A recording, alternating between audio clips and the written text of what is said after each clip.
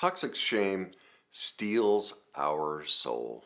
It robs us of spontaneity, of joy, and our light. Well, today I'm going to bring some calm to all of that chaos within and convert that darkness into light. Welcome back. Today we're going to I'm going to share with you 7 steps to heal from toxic shame. Now, there are many steps to this, but these I think will at least give you some building blocks to start with. Now, just a quick refresher about the difference between guilt and shame, because many people will confuse those. Guilt is mostly external.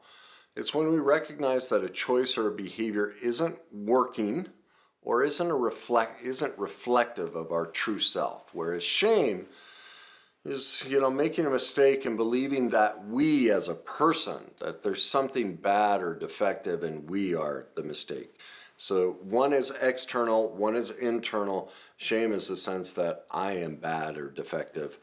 Guilt is the sense that what I did is less than perfect. So to use an example of a relationship, someone with guilt might say, I can see now that I didn't listen to my gut feeling when I met this person. I saw the red flags in the beginning, but I chose to ignore them. So I need to put a plan in place to guard myself and learn how to remind myself to follow my instinct. So do you see how someone with guilt takes ownership of what they experienced? They don't blame the other person. They own it. They put a plan in place and they recognize they were just perfectly imperfect and, okay, I messed up. And here's how I'm going to address this going forward. Now, shame is completely different. Shame, it looks like, and this is how I think most people talk to themselves. Why am I such a bloody idiot? I keep doing this. What was I thinking? I keep picking losers. I'm so stupid. No one will ever want me. And why do I keep running into jerks? Now the projection comes. Now it's all about them. Like that, our shame gets into blame. Remember, if you saw my previous video on, toxic shame and characteristics of it, that's one of the things is we blame. We don't take responsibility for our actions. We get into shoulds and coulds, that self-blame against ourselves. So as you can see, when we're in shame, there isn't an objective assessment. We take on too much blame. We project out too much blame. We're operating really in the extremes, from kind of no self over here to a false self, meaning we have no worth and no value. That's where we're taking all the blame, or we're pushing all the blame onto somebody else, and that's grandiosity, and that's false. So both of these are extremes. They're both false selves. Remember, that's what happens with toxic shame. We lose our inherent self, and so these are both adaptations that we use because we can't experience ourselves, because underneath who we are is a problem. We got sent that message as a child that it was not okay to be us. We had to become a doer. We couldn't just be. And so we have no personal grace, and we belittle and destroy our inner self. We're basically just replaying the messages we received in childhood, what was downloaded into us, either directly through our parents' words or actions, or indirectly by the words they didn't say or the actions they didn't take, the way they ignored us and neglected us. That's incredibly shaming. Many kids grow up where their family, there was no hugging, there was never saying I love you, there was no intimacy, no connection. That's incredibly shame-based. That sends an infant and even an adult the message, you are of no worth. You don't deserve even that level of kindness. Okay? So that's the difference between shame and guilt. Now, let's get into the 7 solutions of how to heal it. The first one is we need to develop the self-esteem that we never had. Really, the sense of self we never had. Because remember, we're operating in the extremes, and who we are is neither one of those. Well, one of the ways we can start recognizing ourselves, I did a video titled How to Love Yourself. You can find that on my YouTube channel on the self-love playlist. And that will walk you through 3 simple tips to build self-esteem and self-love. And it's really starting to recognize that who I am at my core, I have worth. Not because of what I do. Really, see, that's the thing people misunderstand. Many times people equate their self-esteem with what they've accomplished, what they do. Self-esteem has nothing to do with that. Self-esteem is all about I have inherent worth at all times. It is never a product of me doing or becoming anything. The mere fact that you were born on this planet means you have worth. You don't have to accomplish or become anything. You, just by being a human, are worth something. And that's what we need to develop first, is that sense of self-love and self-esteem that I have value. Okay, so I suggest again, go watch that video, How to Love Yourself. It's on my self-love playlist. Step number 2 is learning how to give the shame back. Okay, so whether it was direct or indirect that the shame was placed into us, we're basically carrying generations of shame that's just been passed down because we don't teach these things, all the stuff I talk about. And we're perfectly imperfect. So we're just carrying our parents' pain or friends' pain or whoever it was in our family member, all the different people that placed their shame in us, we're carrying it for them. And so we have to learn to give it back. Well, how do we do that? Well, I would suggest going to my website, www.thegreatnessyou.com. I now give away my masterclass titled Your Journey to Emotional Mastery. It will give you the building blocks of how to turn that shame-based emotional misery into emotional mastery. All right? You're going to learn the basic outlines of building that sense of self. And there's an actual download in there and journey book dedicated to 10 steps to giving the pain back. I've given that to you for free. It's inside that masterclass. So please go sign up for it, and it'll walk you through how to deal with the mantras, how to deal with the pain, all of it, and give it back so that you no longer have to carry it. Step number 3 is we have to develop our morals and values, our needs and wants, our negotiables and non-negotiables. I know for those of you that follow me, you're like, God, if he mentions that stuff ever again, I'm just going to puke, because that's all he ever talks about. Well, I apologize. It is. I do bring that topic up a lot. And so I appreciate your grace and your patience. But the reason I bring it up all the time is because so many people go, I know what it is, and they don't do it. And so I guess I'm being codependent, I'm being your father. I'm going to keep pummeling you with it until everybody on this planet actually sits down and figures out what their morals and values, needs and wants, negotiables and non-negotiables are.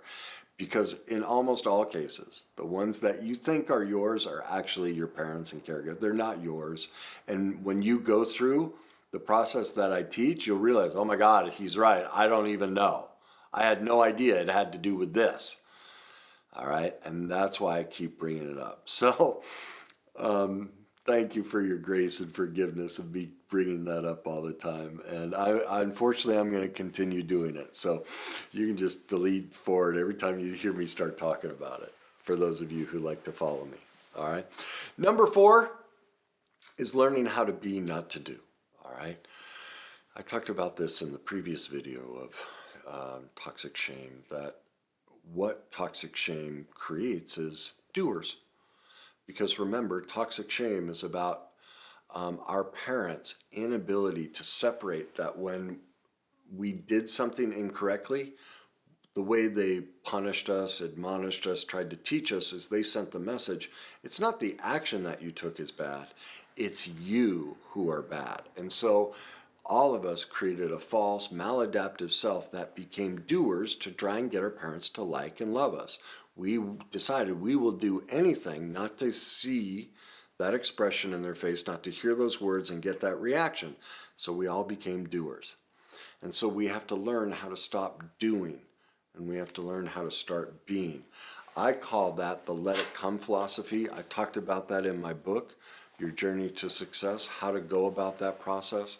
Learning to let go of the need to do and become something so that we have a sense of worth.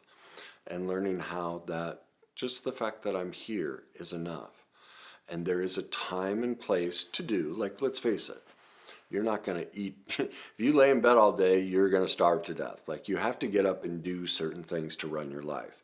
But we, as a society and as a species, are obsessive with doing. And what I learned is that when you're a doer, it takes twice as long to do something. When you become a beer, it takes a heck of a lot less time and effort to achieve something. Because, like, for instance, I've learned if I don't immediately or concretely know the answer and exactly what to do, then I stop doing. That's why I'm so tan. I go lay by my pool, go for a walk, whatever. I don't grind it out and try and make it out. I stop. I go do something. I just be, and poof, the answer comes. Or I wait till the answer comes. Man, it makes life so much easier when you learn how to let life come to you. That's why I suggest my book, Your Journey to Success, and that chapter will help you learn how to, it teaches you all of these things, but that's that part specifically, all right? Step number 5 is we have to learn how to stop abandoning ourselves, and that means we have to face our addictions. As I said, most of us are addicted. And I know addictions, it's tough to let go of. I've had virtually every addiction you can think of that I've had to conquer. The thing to recognize is, as much as you want to justify your addiction, or you want to say it's genetic, or there's nothing you can do about it, that's not true.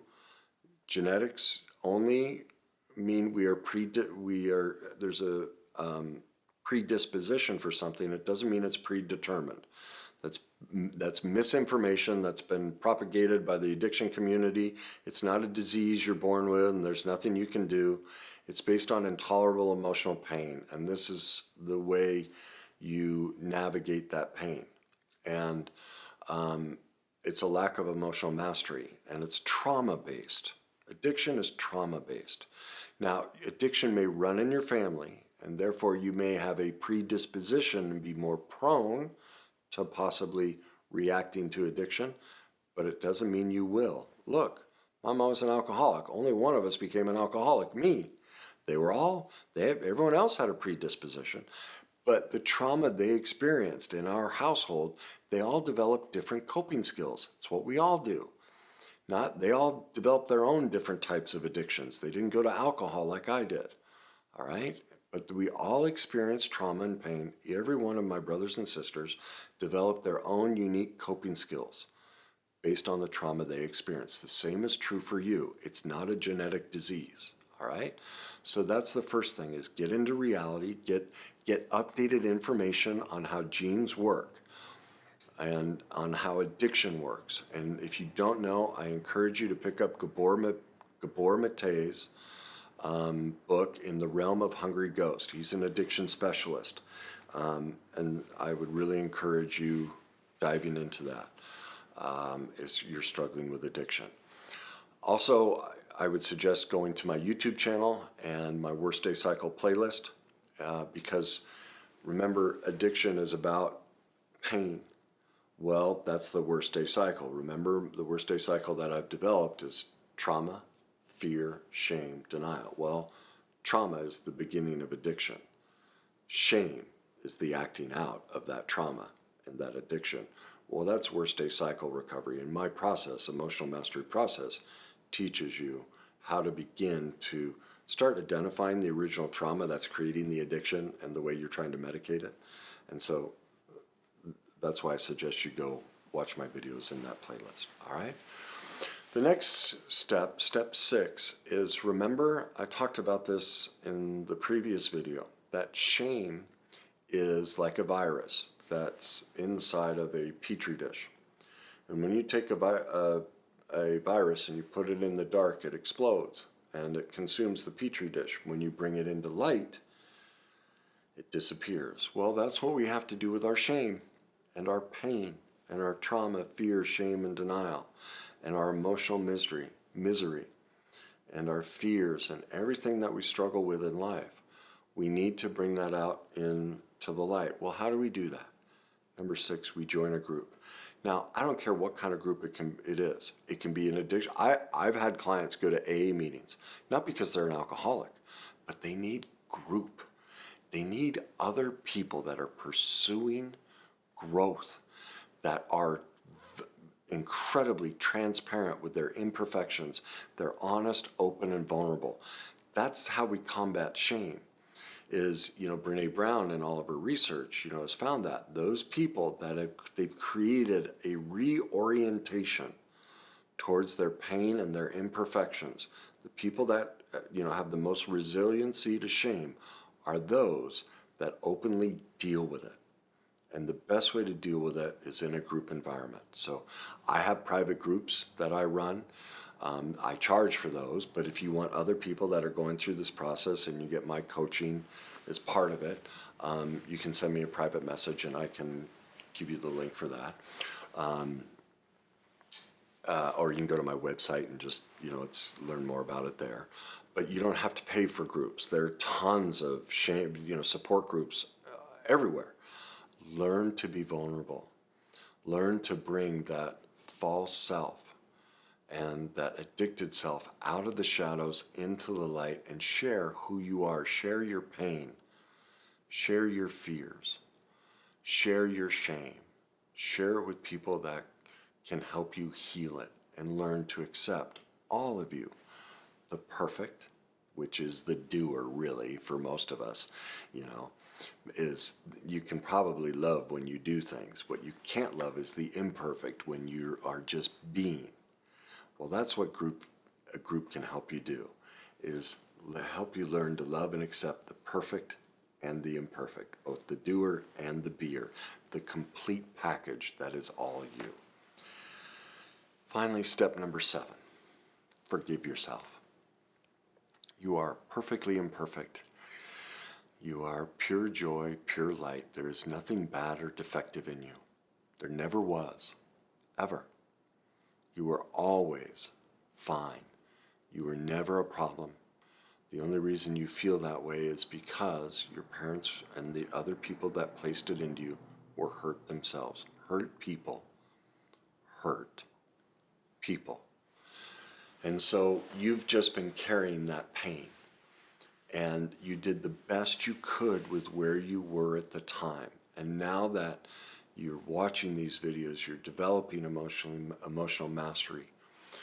You are learning to do things differently. And so where you were when you developed the false persona and you developed all the shame, you were the best version of yourself you could be. You cannot be blamed for doing something you weren't even aware you were doing. Because remember, shame gets placed into us as infants, really. You're not cognitively aware that you've created a maladaptive coping mechanism to survive life. You're not to blame for that. There's nothing wrong or defective with you. You're just surviving, and your parents did the same thing. So, do you see? Nobody's to blame. Okay? So, you were doing the best you could with where you were at the time. As you know better, you can do better. Some people, when I say, well, I don't know, some people, I know when I say that, that sounds kind of shame-based, like you don't know better, you need to do better, right? So I like to say, when you know more, you can do more. Well, that's where you are now. You're learning more. And so now more options are available to you. I've just given you 7 you can pursue if you want. You have the opportunity to do more. Or as you know differently, you can do differently. That's it. Find a way to say that lets yourself off the hook. Like, my God, how long have you been carrying that burden, that backpack, and how big is it? Like, isn't it time you put it down? Like, you're not, that's not Santa Claus's backpack filled with goodies and toys, it's filled with coal. Like, enough's enough. Put it away. Let yourself off the hook. Take ownership, just like, remember, guilt is putting a plan in place, accepting our part and going, yeah, I created these feelings inside of me. I created these toxic relationships, And I'm now aware that I have this addiction because I was looking for a way to soothe my intolerable pain. It doesn't make me a bad person. Just means I was trying to survive, but now I have new information, better information. From this point forward, it's the first day of my life I actually have a choice. I didn't have a choice as an infant. I didn't have a choice as a teenager. I didn't have a choice as a young adult or older adult. I never had choice until the day I got new information. Well, now you have new information. So today, it's the first day of your life. You actually have a choice. What are you going to do with it? My hope is that you choose to forgive yourself and you do the work so that you can embody the feeling that you are worthy. You are worthy. So there you go. If you think this shame series that I've done will help people, please share it. Or if you think this video, if you know somebody really struggling with shame, please pass it on, because that's the only way we're going to change this dynamic, is if all of us join together and frankly share videos, talk about this. Heck, create your own group from my videos. I know there's some people that do that. They talk about my book and my videos. They meet and go over the concepts that I talk about. I don't care. Start your own group. Knock yourself out. But let's start sharing these things and make this normal. Make this the way we all deal with life instead of, this is the exception to the rule. Let's change that together. So please share it. Please leave me your comments. And as always, enjoy the journey.